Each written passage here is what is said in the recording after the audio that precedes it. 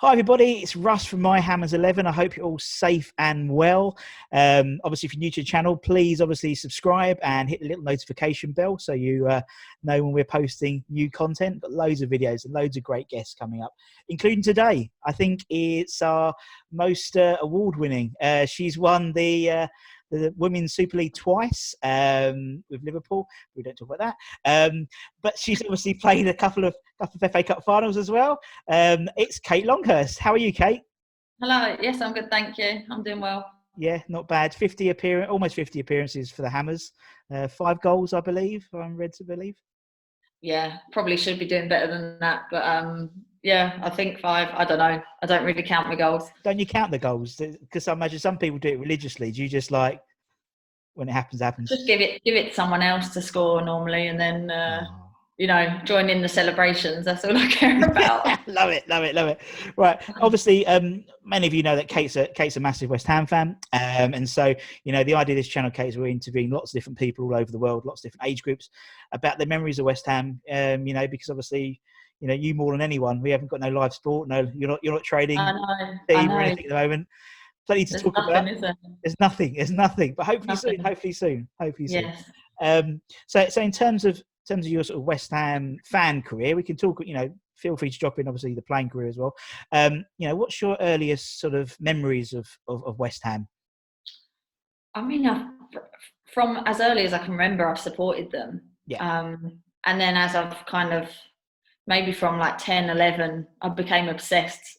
Watching every game and knowing all the players and just. I don't know, it's kind of like that family feel, isn't it, of being part of West Ham. It's such a good feeling, and you used to get that when you go over Upton Park and just, you become friends with the people that you sit around. Yes. And, and I have that now at the London Stadium as well. The people that you see, you can always have a chat with them at every game. You start to know them, and I don't even necessarily know everyone's name, but you just have a chat, and whether we won, lost, draw, it's that family feel, and from as early as I can remember, really, I've just had it as part of my passion. Really. And you're right. It's like you've got that bloke next to you or behind you who wears the flat cap. It could be Bob, could be John. Don't know. No idea. But you're best mates for those 3 hours on a Saturday. Love it. Absolutely love it. Now, obviously, unlike probably a lot of people we're interviewing, obviously you played for the club as well. I can probably guess one of your fondest memories, but what's sort of your fondest, your happiest memories that stick in your mind when you think about West Ham? I think the 2 playoff finals. You don't really want to be going down to the Championship, but I think if you can go back up, that's the best way of doing it, because the day out at Cardiff, I just remember all the pubs and walking along, and there's thousands of West Ham fans, and unfortunately I couldn't go to the one the year before Preston against Crystal Palace. I couldn't go to that one. I couldn't get a ticket because at the time I wasn't a season ticket holder, and I remember crying on my living room floor when we lost, and my dad was at the game, but I was just crying. And then to go to Cardiff again the next year and watch us beat Preston, just the streets. I remember just singing West Ham songs and just being part of like an army just marching down the streets. It was amazing. And then Wembley as well, the Blackpool game, I think especially the way that we won it, that was incredible. And and the FA Cup final, I was at that game as well. And it's typical West Ham, isn't it? You think it's the hope that kills you. You think, okay, we're going to win this. We're going to win this. And then obviously Gerrard. It encapsulates West Ham. That game sort of encapsulates what it means to be a West Ham fan. Exactly. You've really got the highs, and then and then it gets taken away from and then the penalties, and just before with Marlon Harewood, no. So back to normal. Bless us. Obviously, unlike anyone else I've spoken to, you obviously, there's not many people who had the privilege of walking out to Wembley for their club, for your club. Obviously, won't talk about it, but it doesn't matter. But just having that ability, having that sort of experience is something which is obviously so special. That obviously, I can't, maybe Mark Noble, maybe I think it was around the 2006 when he came on. So, there's not many people who did that. So it's a privilege and an amazing sort of thing to do. But I remember that Cardiff. I remember Cardiff. Yes, we went there 3 years in a row, didn't we? And 2 playoffs and one final. And there was a pub literally on one of the main streets there, which is, I think it's a Wetherspoons, or other pubs are available, but it had like a massive glass window, like a second floor, and it was just, all I could see was just heads. Just West Ham. Brilliant. Amazing times. Great. And actually, I think I preferred that to Wembley. Just experience. I think I did. Yeah, just in terms of like obviously you've got Wembley Way, but there's not a lot of pubs and things like that where you can all congregate. Yeah. Whereas Cardiff, there was quite a few places that you could go into, but you could take over the whole place, and then the other team could take over another street. And then you just sort of like walk together and meet. So I think I preferred that in terms of like the atmosphere outside. Yeah, definitely. Brilliant. Right. Okay. What we're doing, Kate, as well is, as I said, we're doing your sort of Hammers 11. So we try and keep it to a 4-4-2 if we can. Okay. Just because I'm rubbish at video editing more than anything. Old school. Old school, but I can't. This isn't my day job, so I'm sort of in the coronavirus trying to figure out how to do video editing and and secondly, you have to be in alliance for seeing them play. So obviously, if you said you're West Ham, West Ham would be obviously Bobby Moore and I'm not quite that old. No, me neither. But not quite that old. I don't think so. And the last one is, it's your 11. So it doesn't have to be the best players. It could be the ones that there's certain players that people hold dear to their hearts who weren't the best, but they were triers, or maybe you want to make it worse, or whatever. And that's the idea. It's open forum, and we've heard some great stories from different people in terms of the players they like. So, for the Longhurst 11, who have we got between the sticks? Yes. It was a tough one between Ludo and Fabianski in goal, and watching them live, and you just think, how has he saved that? Yeah. And he deservedly was our player of the season by an absolute mile, I think. And so for me, I think he's probably, for a good number of years, been the best keeper that we've had. So I'm going to have to go Fabianski. Maybe it is just down to the recent memories. But I just think in terms of, we've had some good keepers, but I think he's been, some of the saves he makes, I just don't think, I don't know how he's managed to do it, to be honest. Yeah, I agree. So I'll go with him. Yeah, good shout. And I think, I think as few will disagree, he's probably technically the best goalkeeper I've had in my lifetime. Obviously, we've had some great ones. We've had, the Shaka Hislops. I did love Shaka Hislop. But you're right, Fabianski is just is a great player. And that year that he won, obviously, I can't remember the last time a goalkeeper won Hammer of the Year. Yeah. So anyway, it doesn't matter. Yeah. Don't matter. Right. Okay, we'll put Fab in goal. Who are we going to go for left back then, Kate? Left back. I mean, I've gone for Julian Dix. Yeah. Just because I think he epitomised everything that you want out of a defender. No one messed with him. He was hard. He'd smash the ball as hard as he'd kick someone in Rose Ed. And just played with a pure passion that you love. And it's not many fullbacks can kind of get fans off their seat. And, he was one of them players that he'd do something, you'd be like, yes, and get the rest of the team going. And, and he seemed to have a real love for the club as well. And, obviously came back coaching as well. And so I think, it'd be stupid not to pick Dix, really. And you're right, fullbacks aren't the most glamorous positions. And to be able to make a reaction with the fans just shows how much he means. Great shout. Okay, we'll put Julian in left back. Who are we going to go for right back then, Kate? Right back, I was stuck between two, and there's one just random. Love it. Do you remember Sebastian Schemmel? Big fan. He was in mine. His first season, he was unreal. But then his second season, I was like, oh, I'm not sure. But we've had a few players that have done that have been really good one season. So I don't know if he makes my all-time 11, but he had one really good season. And then there's Potts, who, you know, he was there for years. And again, I was quite young while he was playing there, so I don't remember him too much. But I've gone for Thomas Repka.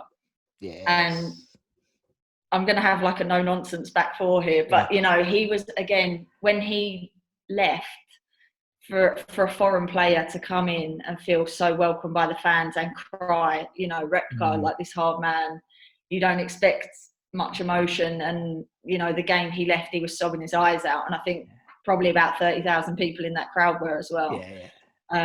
He was unreal. I mean, his first 4 games, he got sent off twice or something. Or, something like, yeah. Absolute nutcase. But again, like Dick's, just the passion, no nonsense, just did his defensive job, gave the ball to someone that was maybe a bit better than him on the ball, but did his job, and just a fan's favourite again. Exactly, and a record signing for us at the time when he signed for us. But Thomas Repka, no nonsense. Right, this is good. I like this. I can see how it's going in centre. Okay, if those are if those are the fullbacks, who the hell are we going to have a centre backs then, Kate? Who you got? Now this is probably the hardest decision for me, because being West Ham, you let in a lot of goals. So you're not necessarily always thinking, we have the best centre backs, but obviously that can be down to the team that's in front of them as well. But I've gone for James Collins. I think, just again, no nonsense, but you know, he just had a bit about him, a bit of character, a bit of leadership.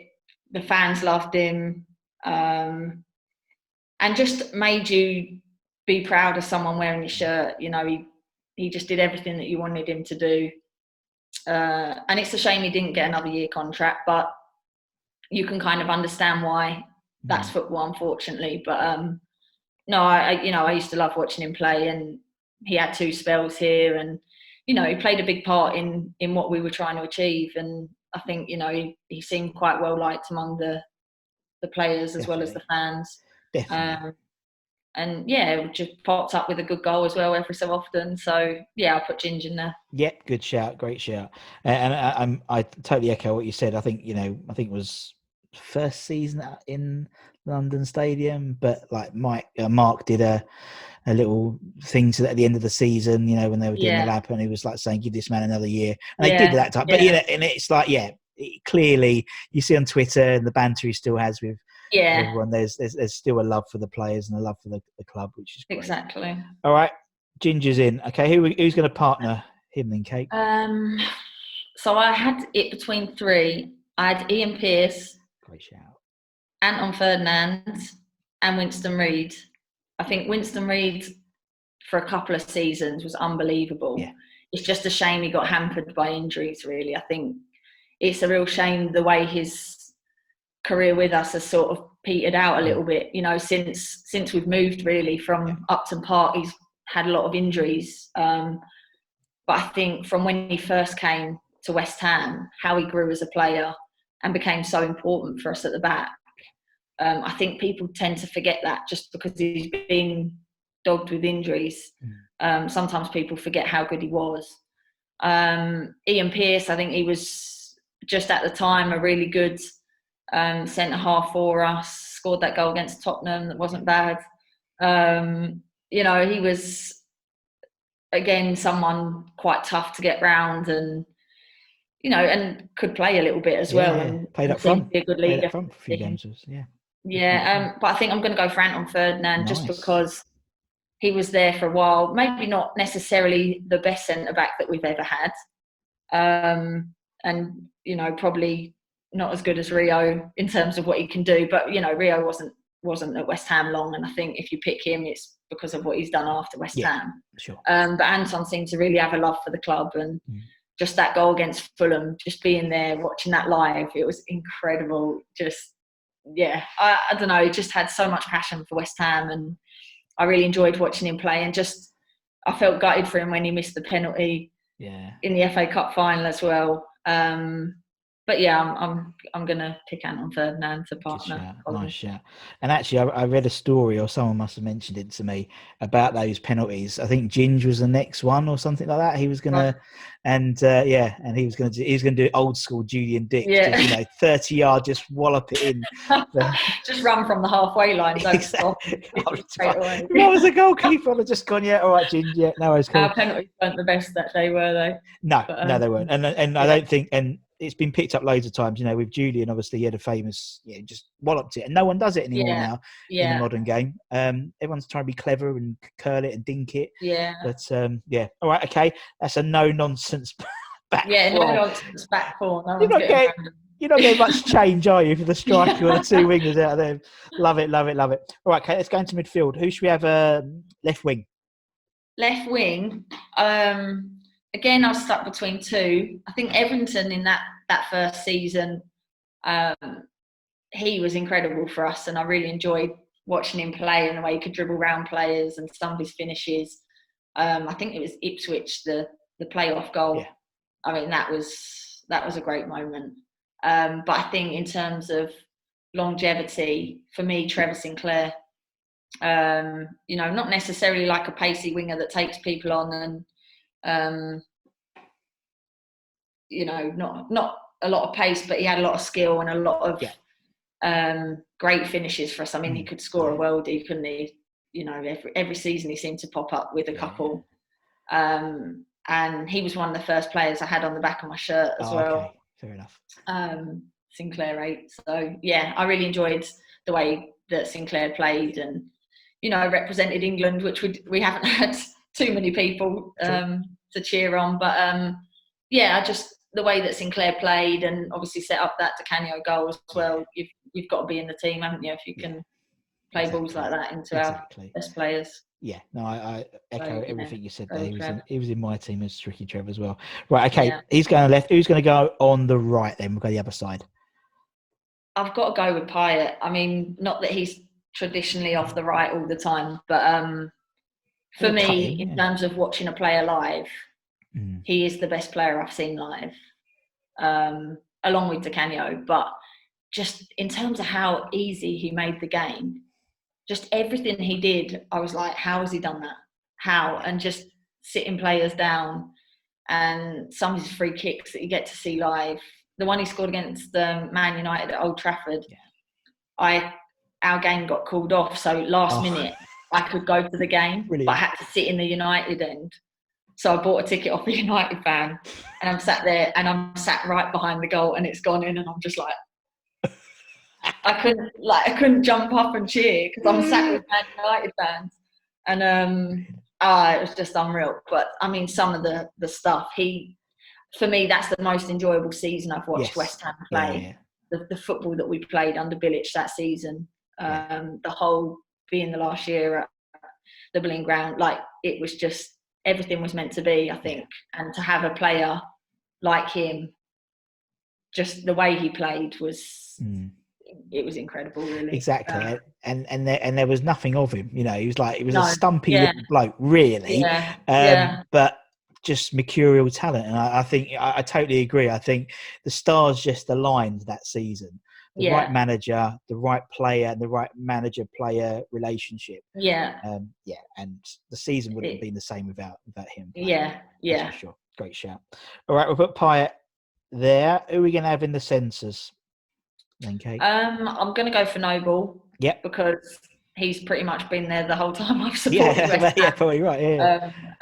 And there's a reason he gets picked by every manager, and he never shies away. He always wants the ball.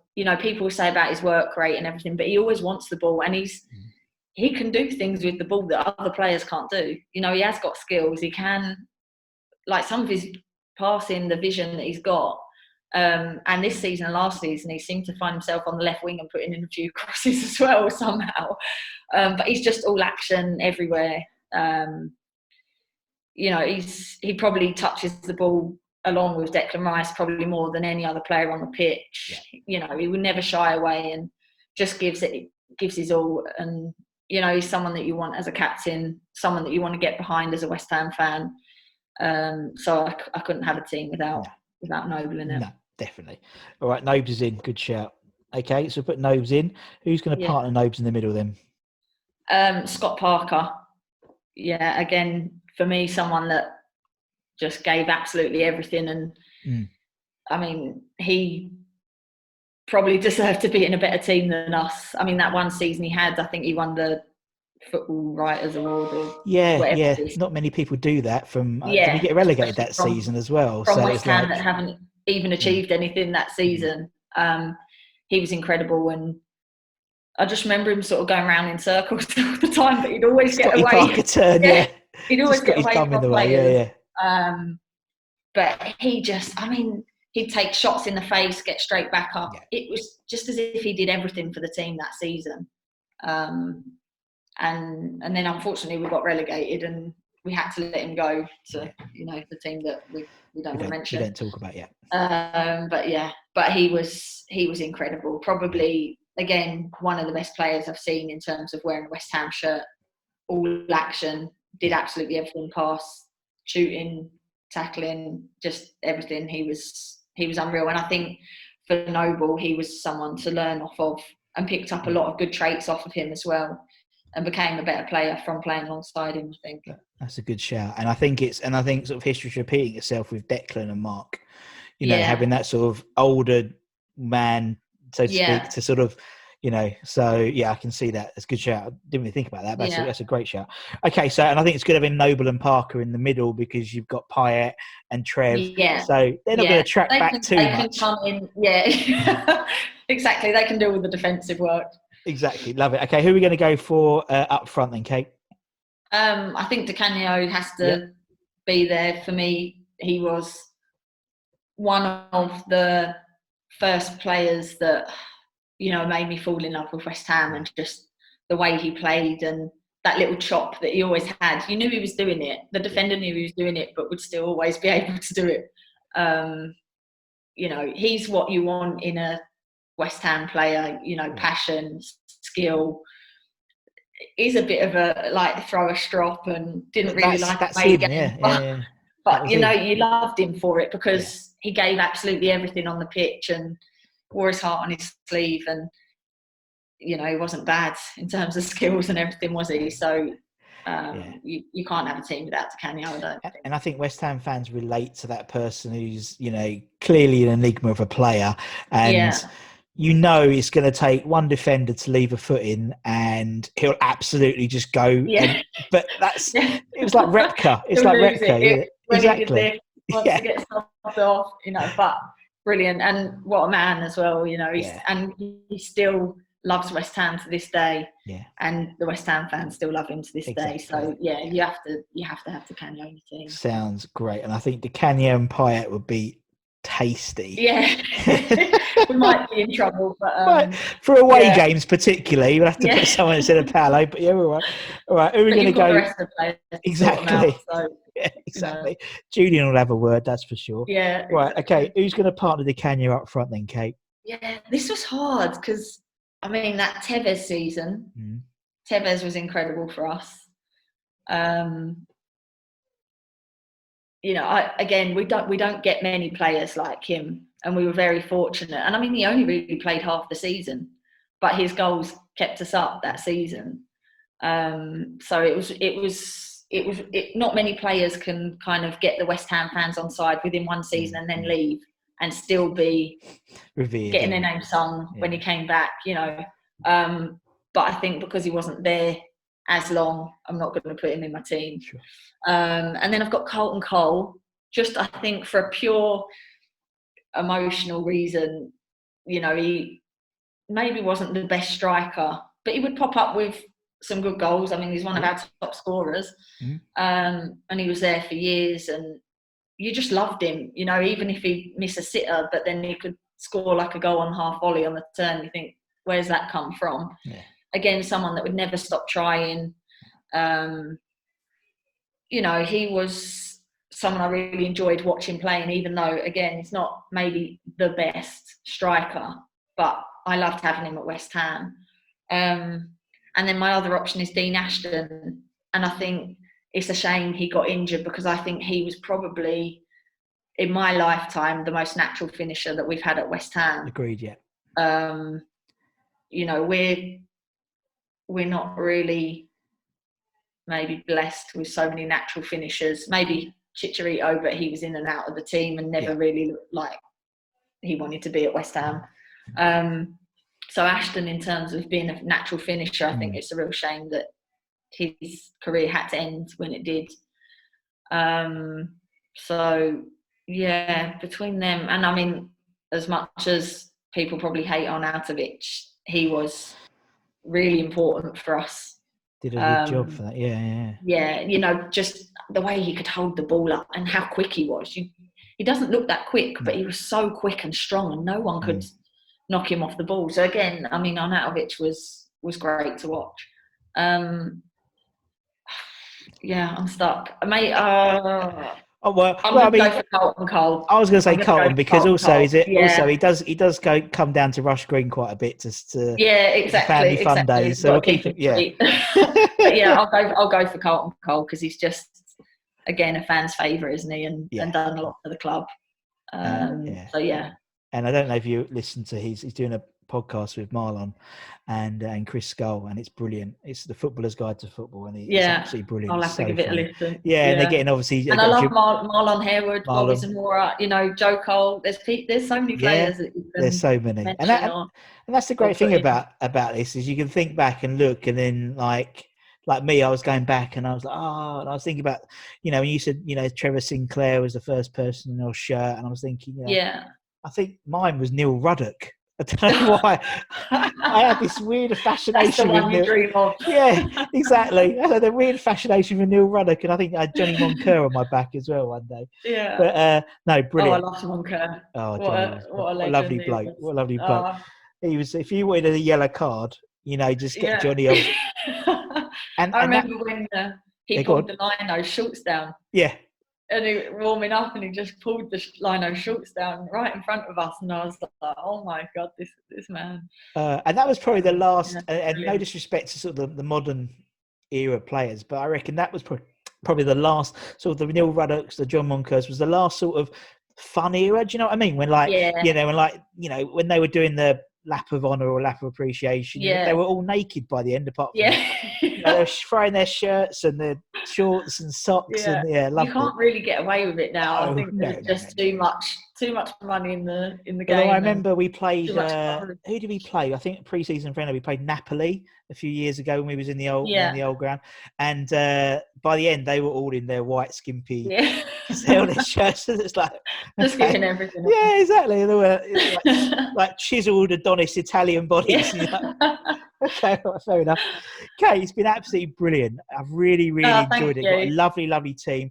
Appreciate obviously you spending the time and obviously doing all the stuff to get signed off and stuff so you can come on. I really appreciate your time, and thank you to everyone for watching. Obviously, like, share, subscribe, do all that stuff. Got a hell of a lot of other people coming up soon, and stay safe, everyone, and take care. Cheers. Bye bye.